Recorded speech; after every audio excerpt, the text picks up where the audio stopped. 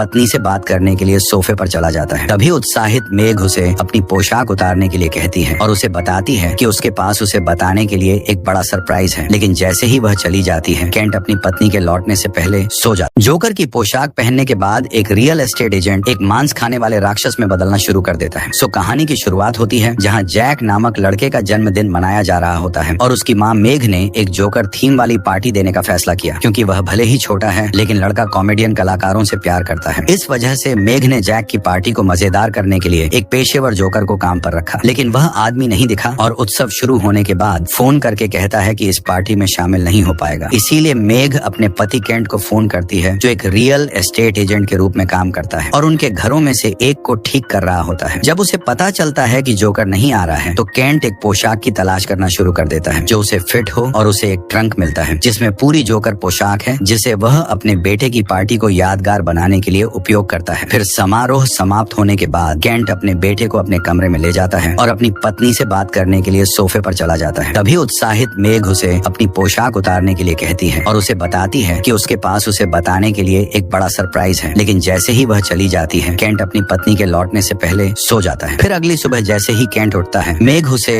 Jack को school ले जाने के लिए बुलाते हुए कहती है कि इसे पहले से ही देर हो चुकी है और उसे नई पोशाक पहनने के लिए कहती है, क्योंकि उसे एक मीटिंग में जाना है। तभी केंट मना करने की कोशिश करता है, लेकिन उसके बेटे को पहले से ही देर हो चुकी है और वह जाने के लिए स्वीकार कर लेता है। जब जैक अपनी कॉफी खत्म करता है तो केंट अपना चेहरा धोने के लिए बाथरूम में जाता है, लेकिन बहुत रगड़ने के बाद भी मेकअप नहीं उतरता है तो केंट समय ने गवाते हुए जैक को स्कूल छोड़ने के लिए चला जाता है। फिर अपने घरों में से एक में जाने का फैसला करता है। जब वह वहाँ पहुँचता है तो रियल एस्टेट एजेंट उन कर्मचारियों से बात करना शुरू कर देता है जो कालीन हटा रहे होते हैं, लेकिन वह जोकर की पोशाक में होता है, इसलिए कोई उसे पहचान नहीं पाता है। तो अपना परिचय देने के बाद ब्रोकर कर्मचारियों को अंदर ले जाता है और उसका मेकअप हटाने के लिए बाथरूम में जाता है, लेकिन मेकअप अपनी जगह पर ही रहता है और निराश केंट विग और नोज हटाने की कोशिश करता है, लेकिन कुछ भी नहीं निकलता है। फिर परेशान केंट जोकर की पोशाक उतारने की कोशिश करता है, लेकिन वह अपनी पूरी ताकत लगाने के बाद भी इसे नहीं हटा पाता है। तभी केंट दराज से एक ब्लेड लेता है और पोशाक को काटने की कोशिश करता है, लेकिन वह केवल इतना ही कर पाता है कि उसकी कलाई पर एक भयानक घाव हो जाता है। पट्टी बांधने के बाद वह व्यक्ति कमरे में अन्य श्रमिकों के पास जाता है और एक छोटा चेंसो उठाता है और उसे अपनी छाती के पास रखता है और पोशाक को काटने के लिए उसे चालू करता है। हालांकि यह एक बुरा विचार है। आदमी अपनी पूरी ताकत पोशाक को उतारने की कोशिश में लगाता है, लेकिन वह केवल आरी को तोड़ने में कामयाब होता है। फिर निराश केंट हार मान लेता है और घर जाता है। यह देखकर कि उसका पति अभी भी जोकर की पोशाक पहने हुए है तो मेघ पूछती है कि उसने अपनी पोशाक क्यों नहीं उतारी है और केंट उसे वह सब बताता है जो उसे उतारने की कोशिश में उसने सहा था। हालांकि वह उस पर विश्वास नहीं करती है तो मेघ अपने चिकित्सकीय उपकरण लेती है और अपने पति की नाक में लगी लाल गेंद को बाहर निकाल कर की कोशिश करती है, लेकिन गेंद इस तरह फंसी हुई है कि उसके साथ मांस का एक टुकड़ा निकल आता है, जबकि आदमी दर्द में चिल्लाना शुरू कर देता है और कुत्ता उसकी जोकर वाली नाक खा जाता है। इसलिए मेघ उसकी मदद करने के लिए आगे आती है, ये महसूस करते हुए कि विग ने केंट के असली बालों की जगह ले ली है। फिर शोर सुनकर जैक बाथरूम में चला आता है और मेघ को अपने पति को छोड़कर लड़के को बिस्तर पर ले जाना पड़ता है, क्योंकि उसकी नाक पर घाव है। फिर केंट अस्पताल जाता है जहां डॉक्टर उसे पट्टी बांधता है और घर वापस आने पर ब्रोकर को असामान्य रूप से भूख लगने लगती है, लेकिन भले ही वह केक और अन्य भोजन खाता है फिर भी उसका पेट अभी भी गड़गड़ा रहा था। फिर अगली सुबह मेघ जैक को स्कूल ले जाने के लिए उठती है और पाती है कि उसका रसोई घर पूरी तरह से बिखरा हुआ है। साथ ही उसके पति का एक नोट भी है जिसमें कहा गया है कि वह पता लगाने जा रहा है कि उस घर में क्या हो रहा है जहां उसे पोशाक मिली थी। तभी केंट कंपनी को कॉल करता है और अपने सचिव से रिकॉर्ड की जांच करने के लिए कहता है कि इस संपत्ति का मालिक कौन है, लेकिन जब वह महिला से बात कर रहा होता है तो उसे पता चलता है कि पोशाक की पेटी जंजीर से बंधी हुई है और वह खुद कागजी कार्रवाई की जांच करने का फैसला करता है। जब वह कार्यालय पहुंचता है तो केंट एक फाइल लेता है और दस्तावेज पढ़ने के लिए कैफेटेरिया में जाता है और पाता है कि मार्टिन कार्लसन पिछले मालिक का निधन हो गया है। वह इस बारे में सोच रहा था कि क्या किया जाए। तभी केंट ने देखा कि एक बच्चा उसे देख रहा है और उसका पेट और भी ज्यादा गर्जना शुरू कर देता है, भले ही उसने अभी अभी कई व्यंजन खाए हों। फिर केंट एक हेलोवीन पोशाक की दुकान में जाता है और एक आदमी का नंबर प्राप्त करता है जिसका उपनाम मार्टिन है। फिर कुछ समय बाद केंट उसे नंबर पर कॉल करता है क्योंकि वह पोशाक के बारे में बात करना चाहता था, लेकिन किसी कारण से दूसरी तरफ का आदमी डरा हुआ था और वह पोशाक को न छूने की विनती करता है, लेकिन केंट चौंक कर कहता है कि वह पहले से ही पहन चुका है और आदमी तुरंत उसे अपने घर का पता देते हुए और उसे वहां आने के लिए करता है। फिर कुछ समय तक गाड़ी चलाने के बाद रियल एस्टेट एजेंट उस स्थान पर पहुंचता है और उसे घर के पूर्व मालिक के भाई बर्ट कार्लसन से मिलता है, जो अपना परिचय देने के बाद उसे एक कप चाय देता है है और पोशाक की उत्पत्ति के बारे में थोड़ा समझाता है और कहता है कि उसने और उसके भाई ने इसे एक असफल जोकर के लिए बनाया था। तभी जिज्ञासु केंट पूछता है कि वे पोशाक कैसे उतारेंगे और बर्ट उसे जोकर की उत्पत्ति के बारे में थोड़ा बताते हुए जवाब देता है कि यह सफेद त्वचा और लाल नोज वाला एक प्राणी था जो कि बर्फीले पहाड़ों में अपना पेट भरने के लिए रहता था। जोकर अपनी गुफा में 5 बच्चों को फुसला कर ले जाया करता था और सर्दियों के हर एक महीने में एक को खा जाता था। अब यह कहानी भुला दी गई है और जोकर ऐसा कुछ बन गया है जिसे ज्यादातर बच्चे पसंद करते हैं। तभी अचानक केंट को चक्कर आने लगता है और वह पूछता है कि वह उसे यह क्यों बता रहा है, लेकिन बर्ट के जवाब देने से पहले ही वह बेहोश हो जाता है और कुछ समय बाद केंट जाग जाता है तो ड्रेस निर्माता उसे बताता है कि चाय से उसे काफी देर तक सोना चाहिए और बर्ट फिर कहता है कि उसके शरीर के अंगों को काट देना ही राक्षस को रोकने का एकमात्र तरीका है। ये सुनकर केंट निराश हो जाता है और आखिरी क्षण में अपने बंधनों से आजाद हो जाता है, लेकिन बर्ट की ब्लेड की चपेट में आ जाता है जो उसके कंधे में फंस जाता है। तभी क्रोधित होकर रियल एस्टेट एजेंट उसके शरीर से ब्लेड निकालता है और उसे बर्ट पर वापस फेंकता है। तभी उसे संभालता है और हाथ में से रिवॉल्वर से उसे निहत्था करने में कामयाब हो जाता है। फिर केंट उसे पूछता है कि वह क्या करना चाहता था और बर्ट उसे जवाब देता है कि यह पोशाक नहीं बल्कि राक्षस की खाल है। तभी बिना यह जाने कि इसका मतलब क्या है, रियल एस्टेट एजेंट वापस घर चला जाता है और मेग को बताना शुरू करता है कि क्या हुआ था और उसे पुलिस को बुलाने के लिए कहता है और अपने कंधे पर ब्लेड से बने घाव के बारे में बात करता है। और हताश केंट उसे बताता है कि बर्ट सोचता है कि वह एक राक्षस है और अपनी पत्नी से किसी को न बताने की विनती करता है क्योंकि सभी सोचेंगे कि वह पागल है, लेकिन बिना कुछ महसूस किए वह सब कुछ बता देता है क्योंकि उसे पता नहीं होता है कि मेग का परिवार जो सोफे पर बैठे सब कुछ सुन रहा था और वह सभी उस पर विश्वास नहीं है। तभी उसका ससुर पूछता है कि केंट की समस्या क्या है और उसे आदेश देता है कि वह अपनी बेटी को जाने दे ताकि यह साबित हो सके कि वह सच कह रहा है। तभी केंट अपने कंधे पर घाव दिखाने का फैसला करता है और सभी को बर्ट को देखने के लिए ले जाता है जो उसकी कार में कैद था, जिससे परिवार को लगता है कि उसने एक निर्दोष व्यक्ति को पकड़ लिया है और उनको लगता है कि यह एक मजाक है। तभी मेग का भाई उसकी जोकर विग उतारने की कोशिश करता है, लेकिन केंट उसका हाथ तोड़ देता है जिससे उसकी पत्नी और उसका बेटा डर जाता है जो खिड़की से देख रहे था ताकि उन्हें और अधिक डर न लगे। केंट वहाँ से निकलने का फैसला करता है और बर्ट के साथ पुलिस स्टेशन जाने लगता है, लेकिन आधे रास्ते में वह बदलने लगता है और उसके हाथ और पैर की उंगलियां बहुत लंबी हो जाती हैं। तभी यह महसूस करते हुए बर्ट आगे कूद रहा है और हथकड़ी का उपयोग करके केंट की गर्दन को कसता है जिससे वह कार पर नियंत्रण खो देता है और एक दीवार से टकरा जाता है। दुर्घटना के बाद ब्रोकर पूरी तरह सुरक्षित वाहन से बाहर निकलता है और बर्ट को बाहर खींचता है और उससे पूछता है कि वह ऐसा क्यों कर रहा है जबकि वह घायल है। लेकिन तभी बर्ट उससे कहता है कि उसे अपनी जान ले लेनी चाहिए इससे पहले कि बहुत देर हो जाए और फिर बेहोश हो जाता है। तभी अचानक केंट एक कार में 2 बच्चों को देखता है जो मदद करने के लिए रुकी है, जिन्हें देख उसका पेट गर्जना शुरू हो जाता है जिससे उसे एक प्रकार का भ्रम हो जाता है जिसके कारण वह जंगल में भाग जाता है और पास के शिविर में एक लड़का बर्तन धोने के लिए ले जा रहा था। तभी केंट अपने पेट में गुर्राहट सुनता है और चारों ओर देखने पर लड़का केंट से मिलता है जो पूछता है कि क्या उसके पास खाने के लिए कुछ है या नहीं, लेकिन वह कुछ भी जवाब नहीं देता है। लड़का स्काउट होने के नाते 2 बार नहीं सोचता है और अजनबी को देने के लिए अपनी जेब से एक कुकी निकालता है, लेकिन जब वह करीब आता है तो केंट युवक की बांह पकड़ लेता है और एक ही बार में उसकी उंगलियां काट देता है। अगली सुबह मेग स्कूल के प्रिंसिपल के पास जाती है और उनसे केंट को जैक को न ले जाने के लिए कहती है। अनुरोध करने के बाद मेग अपने बेटे को अलविदा कहती है और चली जाती है, लेकिन कोल्टन और अन्य छात्र मेग को जैक को चूमते हुए देख लेते हैं और लड़का पहली बार बदमाशों का निशाना बन जाता है। तभी केंट को पता चलता है कि उसके मूल दांत गिर रहे हैं और वह अपने आप को खत्म का फैसला करता है। फिर अपने घरों में से एक में छिपने के लिए जाता है। जैसे ही वह दरवाजा खोलता है केंट का स्वागत एक लड़के द्वारा किया जाता है जो उससे बात करना शुरू कर देता है जिससे उसका पेट जोर से गर्जना शुरू कर देता है। हालांकि वह बहुत भूखा था, फिर भी केंट ने लड़के को दूर रहने के लिए कहा और खुद को घर के अंदर बंद कर लिया और दरवाजे के सामने बैठकर घर में प्रलोभन का विरोध करने की कोशिश की और घर में मेघ उस कुत्ते को नियंत्रित करने की कोशिश कर रही है जो केंट की नाक खाने के बाद पागल हो गया है। तभी अचानक उसे अपने पति से एक कॉल आता है जो कहता है कि वह जो कुछ भी हो रहा है उसके लिए उसे खेद है। फिर अंत में आदमी कहता है कि यह एकमात्र तरीका है और कॉल समाप्त करता है, जिससे मेघ और भी ज्यादा चिंतित हो जाती है और फोन रखने के बाद केंट सब कुछ खत्म करने के लिए रिवॉल्वर का इस्तेमाल करता है और 2 बार बिना सोचे गोली चला देता है। लेकिन कुछ सेकंड के बाद बेहोश होकर वह जागता है जैसे कि कुछ भी नहीं हुआ था, क्योंकि यह तरीका काम नहीं करता है। तो रियल एस्टेट एजेंट एक निर्माण स्टोर में जाता है और कुछ आरी और साथ ही घर में कुछ अन्य सामग्री खरीदता है और दूसरी ओर मेघ अपने पति के पीछे जाने का फैसला करती है और वह जहाँ छिपा हो सकता है वहाँ उसकी तलाश में विभिन्न संपत्तियों में जाती है जहाँ वह छिपा हो सकता है। जब वह खोजती है तो दूसरी ओर केंट एक बाजार गैम्बिट सेट करता है जिसमें 2 आरी एक दूसरे के सामने रखता है और एक कुर्सी पर बैठता है और ब्लेड में सिर के बल गिरता है। गिरता है, लेकिन कुछ नहीं हो पाता है। फिर थोड़ी देर बाद अपनी हिम्मत जुटाने की कोशिश करते हुए आदमी अपना संतुलन खो देता है और आरी पर गिराते हुए बगल में गिर जाता है और पूरी तरह से सही सलामत बाहर निकलता है। उसी समय लड़का यह देखने के लिए घर में प्रवेश करता है कि क्या वह ठीक है और टूटे हुए ब्लेड के एक हिस्से से टकरा जाता है और बेजान होकर जमीन पर गिर जाता है। पहले तो दोषी महसूस करने के बावजूद केंट का पेट जल्द ही गर्जना शुरू कर देता है और वह अपना पहला विचित्र भोजन करता है, ये न जानते हुए कि उसका पति क्या खा रहा है। मेघ घर पर आती है और दरवाजा खोलना शुरू करती है ताकि पता न चले, लेकिन केंट उसे दरवाजा न खोलने के लिए कहता है और महिला उसे शांत करने के लिए वह सब कुछ करती है और उसे बताती है, मैं तुम्हें घर ले जाने आई हूँ। जब केंट जवाब नहीं देता है तो मेघ कहती है कि उसे उसकी जरूरत है और बताती है कि वह गर्भवती है और कहती है कि यही वह बात है जो वह उसे उस दिन बताने जा रही थी जब उसने पोशाक पहनी थी। जिसे सुनकर केंट दरवाजा खोलता है और मेघ से उसे ले जाने के लिए कहता है और तहखाने में केवल लड़के की हड्डियां छोड़ देता है। तभी केंट उसे बताता है कि वह बदल रहा है और अपनी पत्नी से उसे जंजीरों में बांधने के लिए कहता है और कहता है कि उसे किसी भी हालत में उसे बाहर नहीं आने देना चाहिए। फिर अपने पति को बांधने के बाद मेघ समझना चाहती है कि क्या हो रहा है और बर्ट की पुस्तक पढ़ना शुरू करती है, जिसमें कार्लसन भाइयों के बारे में एक शीर्षक और बर्ट की एक जोकर पोशाक पहने हुए तस्वीर मिलती है। वह जानना चाहती है कि वह इसे हटाने में कैसे कामयाब रहा। फिर मेघ अस्पताल में ड्रेस निर्माता के पास जाती है और सवाल पूछना शुरू करती है, क्योंकि वह बोल नहीं सकता है। इसीलिए आदमी एक नोटबुक में लिखता है कि केंट कहाँ है और साथ ही कहता है कि वह एकमात्र व्यक्ति है जो उसकी मदद कर सकता है। लेकिन महिला सच नहीं बताना चाहती थी कि वह कहाँ है और बर्ट उसे केंट पर भरोसा न करने के लिए कहता है और उसे जवाब देने से इनकार कर देता है। गुस्से में मेघ पूछती है कि उसे पोशाक कैसे मिली और उसे वह फोटो दिखाती है जो उसने पाई थी, लेकिन यह बर्ट को परेशान कर देता है और नर्स उसे बाहर जाने के लिए कहती है। फिर अधिक पता लगा के लिए मेघ उस घर में जाती है जहाँ केंट ने सूट पाया था और एक कुर्सी पर इशारा करते हुए एक कैमरा ढूंढती है जिसमें हथकड़ी लगी हुई है, जबकि महिला रिकॉर्डिंग का विश्लेषण करती है और दूसरी ओर जैक स्कूल में अपने पिता के बारे में सोचते हुए रो रहा था। तभी कोल्टन जैक के पास जाता है और उसे चिढ़ाना शुरू कर देता है और उसके माता पिता का अपमान करता है, जबकि वह गुस्से में जैक के चेहरे पर लगाने के लिए अपने हाथ में गोंद भरता है। तभी जैक बदमाश के हाथ काटता है और नियत समय से पहले वापस घर भागना शुरू कर देता है। शहर भर में दौड़ने के बाद जैक घर आता है और अपनी माँ की तलाश करता है। जब मेघ घर में नहीं मिलती है तो वह चारों ओर तलाश करता है। तभी जैक को तहखाने में से आवाज आती है, जिसे सुनकर लड़का नीचे जाता है और केंट को जंजीरों से बंधा हुआ पाता है, बिना यह एहसास किए कि यह अब उसका पिता नहीं है। लड़का उसके पास जाता है और उसे स्कूल में बदमाशों के बारे में बताता है कि कोल्टन उसके चेहरे पर गोंद रगड़ना चाहता था। तभी मेघ भी घर पर वापस आकर रिकॉर्डिंग देखती है, जिसमें जोकर की पोशाक पहने हुए किसी व्यक्ति को इधर उधर भागते हुए देखती है और मेघ कैमरा घर ले जाने का फैसला करती है। जब उसे एक दोस्त का फोन आता है जो जैक को स्कूल से लेने वाला था, लेकिन जैक स्कूल में नहीं था, जिसे भ्रमित होकर महिला अपने घर जाती है और अपने बेटे को ढूंढना शुरू करती है तो उसे लिविंग रूम में सुरक्षित पाती है। फिर भी डरी हुई महिला पूछती है कि जैक ने स्कूल क्यों छोड़ा और उसके पिता कहाँ हैं। तभी केंट कोल्टन के घर पे जाता है जहाँ वह अपने दोस्तों के साथ कॉल पर हेलो गेम खेल रहा था। जब वह अपने पीछे किसी को देखता है, लड़के ने अपने दोस्तों को एक घुसपैठिए के बारे में चेतावनी दी और एक अजनबी की तलाश में खुद का बचाव करने के लिए ननचाकू लेने चला गया। कोल्टन केंट को ढूंढता है और पूछता है कि क्या जैक वहाँ है, क्योंकि जोकर कॉल पर दोस्तों में से एक के पास आता है जो इस बारे में बात करता है कि कोल्टन गोंद के साथ क्या करना चाहता था, ये पुष्टि करते हुए कि लड़का वास्तव में जैक को परेशान करता है और अगले दिन उसे मारने की योजना बना रहा था। ये सुनकर जोकर कोल्टन की गर्दन पर कूदता है और उसे क्रूरता से खा जाता है और उसका दिल मेघ टेलीविजन पर फेंक देता है और दूसरी ओर मेघ अपने बेटे के साथ बाहर जाने के लिए पैकिंग शुरू करती है। जब उसे पता चलता है कि उसका कुत्ता पागल हो गया है, ठीक वैसे ही जैसे केंट है, लेकिन जैसे ही वह उन्हें खाने वाला होता है तभी बर्ट प्रकट होता है और कुत्ते को मार देता है। अपने कुत्ते को जान गंवाते देख महिला सदमे में आ जाती है और बर्ट को उसे आश्वस्त करना पड़ता है कि केंट कहाँ है, लेकिन उसे भी नहीं पता है। तभी बर्ट उसे सूट के बारे में सच्चाई बताता है कि उसे यह आइसलैंड से एक शिपमेंट में अपने स्टोर में दुर्घटनावश मिला था। आदमी ने पोशाक को किसी सर्कस को बेचने से पहले अपने स्टोर से गुजरने वाले किसी भी अन्य उत्पाद की तुलना में एकदम सही स्थिति में पाया था। बर्ट पोशाक का अच्छा उपयोग करना चाहता था और उसने अस्पताल में बच्चों को खुश करने के लिए एक जोकर की पोशाक पहनने का फैसला किया, जहां मार्टिन ने इलाज ढूंढने का वादा किया था। वादे के बाद बर्ट बेहोश हो गया और कुछ दिनों बाद ही बिना पोशाक के और अभिशाप के टूटने के बाद होश में आया, जबकि उसका भाई प्रेतग्रस्त था। मार्टिन ने अस्पताल से 5 बीमार बच्चों को लिया और उन्हें शैतान को दे दिया, आइसलैंडिक सर्दियों के प्रत्येक महीने के लिए एक। जब उसे वह मिल गया जो वह चाहता था तो दानव ने बर्ट की कल्पना को हटा दिया और उसे उसके बाद अपना जीवन जीने दिया। बर्ट ने अगले कुछ साल अभिशाप को तोड़ने का तरीका सोचने में बिताए, जबकि मार्टिन ने कहानी सुनने के बाद अंत तक पोशाक की रक्षा की। मेग कहती है कि उसका पति किसी को खा नहीं पाएगा और बर्ट उसे स्काउट की उंगलियां दिखाता है जिसे उसने फिर से ऐसा होने से रोकने के लिए काट दी थी। फिर बर्ट पूछता है कि केंट कहाँ गया और जैक उसे ये बताने के लिए आया कि उसके पापा कोल्टन के पास गया है। फिर मेग जैक को अपने पिता के घर ले जाती है और बिना कोई और स्पष्टीकरण दिए गाड़ी चलाकर चली जाती है। फिर कोल्टन के घर पर दोनों पहुंचते हैं और केंट का कोई निशान नहीं पाते हैं। वहाँ केवल लड़के का आंशिक रूप से भस्म हुआ शरीर पाते हैं। तभी संभावित स्थानों के बारे में सोचते हुए जहाँ वह हो सकता है, तभी मेग को याद आता है कि उसके पास में एक ऐसी चीज है जिसे हमें उसका पता लगा सकते हैं। और जब वे उस स्थान पर पहुंचते हैं तो उसे खोजने के लिए वहां जाने का फैसला करती है। मेग बर्ट को कार में इंतजार करने के लिए कहती है और अपने पति को रेस्तरां के अंदर उसके पास लाने का वादा करती है। तभी एक लड़का अपने छोटे भाई की तलाश में एक सुरंग में प्रवेश करता है और वह उस जगह के चारों ओर रेंगता है। तभी उस लड़के को खून और हाथ के निशान से ढका हुआ एक हिस्सा मिलता है, लेकिन वह अभी भी डर महसूस नहीं करता है और अपने भाई की तलाश जारी रखता है। तभी लड़का देखता है कि केंट पूरी तरह से उसके भाई को निगलने की कोशिश कर रहा है। जैसे ही वह यह दृश्य देखता है, युवक जोकर का ध्यान भटका देता है ताकि उसका छोटा भाग सके, लेकिन अंत में वह उसे निगल लेता है, जिससे उसका खून स्लाइड से नीचे बहने लगता है और अन्य परिवार सतर्क हो जाते हैं, जो हताश होकर इधर उधर भागने लगते हैं। तभी मेघ अपने पति की तलाश जारी रखती है, लेकिन उसे बर्ट द्वारा रसोई घर में खींच लिया जाता है। वह आदमी उसे फर्श पर कुछ खून के निशान दिखाता है और उसे महिला को सीधे उस स्थान पर ले जाने के लिए कहता है जहाँ केंट उलझन में है। वह आदमी पूछता है कि क्या हुआ। तभी मेघ कहती है कि वे वहाँ मदद कर रही हैं, जबकि युगल बात कर रहे हैं। तभी वहीं पर बर्ट प्रकट होता है और एक कुल्हाड़ी से केंट का सिर काटने की कोशिश करता है, जिससे वह पागल होकर अपने प्रेतग्रस्त रूप में वापस आ जाता है और बर्ट को गिरा देता है और लगभग उसे खा जाता है। लेकिन मेघ उसे किसी कारण से ऐसा न करने की विनती करके उसे रोकने में सफल हो जाती है और केंट उसे एक मौका देने का फैसला करता है और कहता है कि अब केवल एक बच्चा बचा है जिसे उसे खाना है और उससे कहता है कि उसे एक देना होगा, अन्यथा जैक उसका आखिरी शिकार होगा। तभी पुलिस आती है और मेघ रेस्तरां छोड़ देती है और बर्ट को पुलिस द्वारा पकड़ लिया जाता है क्योंकि बाहर मुख्य संदिग्ध वही था। तभी मेघ अपने पिता को फोन करती है और उसे जैक के साथ भाग जाने के लिए कहती है, जबकि उसके पिता पूछते हैं कि क्या हो रहा है। तभी महिला एक खोए हुए बच्चे को देखती है और उसे लेने के लिए कॉल समाप्त करती है, लेकिन जैसे ही वह उसे पकड़ डांटने वाली होती है, तभी लड़के की माँ प्रकट होती है और उसे गले लगा लेती। यह नहीं जानती कि क्या करना है। फिर मेघ अपनी कार के पास जाती है और रेडियो सुनना शुरू करती है, जब एक लड़की उसकी खिड़की पर सवारी के लिए दस्तक देती है, इसलिए वह मौका बर्बाद नहीं करना चाहती। महिला कहती है कि वह मदद करेगी और लड़की की नींद का फायदा उठाते हुए उसे नियत स्थान पर ले जाने के लिए गाड़ी चलाना शुरू कर देती है। जब वे अपने गंतव्य पर पहुंचते हैं तो तभी मेघ लड़की को जगाती है और उसे कार से बाहर निकलने के लिए कहती है, लेकिन लड़की डर जाती है और खिड़की पर पीटना शुरू कर देती है। तभी एक पुलिसकर्मी प्रकट होता है और लड़की से बात करने के लिए इंतजार करने के लिए कहता है और महिला हैरान है कि राक्षस क्यों नहीं दिखाई दिया है और इस निष्कर्ष पर पहुंचती है कि वह जैक के पीछे चला गया है। फिर शहर में वापस ड्राइविंग करते हुए अपने पिता से बात करने की कोशिश कर रही है, क्योंकि वह उसकी कॉल का जवाब नहीं देते हैं। इसीलिए वह अपने घर चली आई और अपने गंतव्य तक पहुंचने के लिए शहर को पार करती है। वहाँ महिला अपने पिता से मिलती है और समझाना शुरू करती है कि क्या हो रहा है, लेकिन जब वे बात कर रहे होते हैं तो जोकर प्रकट होता है और एक ही झटके में उसके पिता का जबड़ा फाड़ देता है। अपने पिता को अपनी आंखों के सामने अपनी जान गंवाते देखने के बाद मेघ गैरेज की ओर भागती है और राक्षस के प्रकट होने की प्रतीक्षा करते हुए खुद का बचाव करने के लिए एक हथौड़ा पकड़ लेती है। तभी जैक सीढ़ियों से नीचे उतरने लगता है और महिला उसे वापस ऊपर जाने का संकेत देती है। लड़के के जाने के बाद जोकर प्रकट होता है और चेहरे पर एक हथौड़ा लेता है। फिर भी जोकर मेघ को काबू करने में कामयाब हो जाता है और इस तथ्य का फायदा उठाते हुए कि वह भाग नहीं सकती है, उसका पैर कार से दबा देता है और बच्चे को अपने पेट से बाहर निकालने की कोशिश करता है, क्योंकि राक्षस व्यस्त है। तभी मेघ जैक को भागने के लिए चिल्लाती है और वह बंद निकास द्वार की ओर भागता है, जिसे उसे खून की प्यास के साथ सीढ़ियों के नीचे छिपने के लिए मजबूर करता है और मेघ उसके पीछे जाती है एक चाकू के साथ और उसे हथियार से रोकने के प्रयास में उस पर कई बार वार करती है और महिला दानव की गर्दन काटने में कामयाब हो जाती है, लेकिन यह उसे खत्म करने के लिए पर्याप्त नहीं है और जोकर मेघ के कंधे से एक टुकड़ा फाड़ देता है और तुरंत बाद उसे अलमारी के सामने फेंक देता है। अब जबकि महिला बेहोश है, जोकर अपने बेटे की खोज करता है और उसके छिपने की जगह ढूंढ लेता है, लेकिन जगह बहुत छोटी है और दानव यह सोचकर दूर चला जाता है कि उसने हार मान ली है। तभी जैक निकलने की कोशिश करता है। उसी वक्त राक्षस फिर से प्रकट होता है और कुछ ईंटों के साथ निकास को ढक देता है। बाहर निकलने का एकमात्र रास्ता बंद हो गया है। तभी अंडरग्राउंड से जोकर सीढ़ी तोड़ देता है और उसे ऊपर से पकड़ने की कोशिश करता है, लेकिन मेघ समय रहते जाग जाती है और प्राणी के गले में एक जंजीर बांध देती है, क्योंकि वह जैक तक पहुंचने के लिए संघर्ष करता है। तभी राक्षस लगभग अपना ही सिर फाड़ देता है और बहुत कमजोर हो जाता है। फिर मेघ हथौड़ा लेती है और अंतिम प्रहार करने के लिए तैयार होती है। जब केंट राक्षस के अंदर से बोलता है और उससे मदद मांगता है, ये सोचकर कि वह अभी भी उसे बचा सकती है, तभी महिला जैक से किताब और कुछ और जंजीरें लेने के लिए कहती है, लेकिन लड़का यह कहकर मना कर देता है कि यह उसका पिता नहीं है। यह महसूस करते हुए यह काम नहीं किया है। फिर राक्षस एक बार फिर उन पर हमला करने की कोशिश करता है और एक हथौड़े से इतना जोरदार प्रहार खाता है कि उसका सिर उसके शरीर से अलग हो जाता है, जिससे भारी मात्रा में रंगीन खून बाहर निकलता है और वह राहत महसूस करते हुए अपने बेटे को गले लगाती है और माफी मांगना शुरू करती है। तभी दानव जय के पैर को पकड़ लेता है और महिला अपने हाथ से अंतिम तंत्रिका अंत को चीर कर निकाल देती है और जोकर का शरीर घुलना शुरू हो जाता है। केवल केंट का सिर और पोशाक पीछे रह जाती है। इन सभी अपराधों के बाद पुलिस जांच शुरू करती है और केंट की सारी चीजें सबूत के तौर पर ले लेती है, जिसमें सूट भी शामिल है। सो इसी सस्पेंस के साथ ये कहानी यहीं पर समाप्त होती है।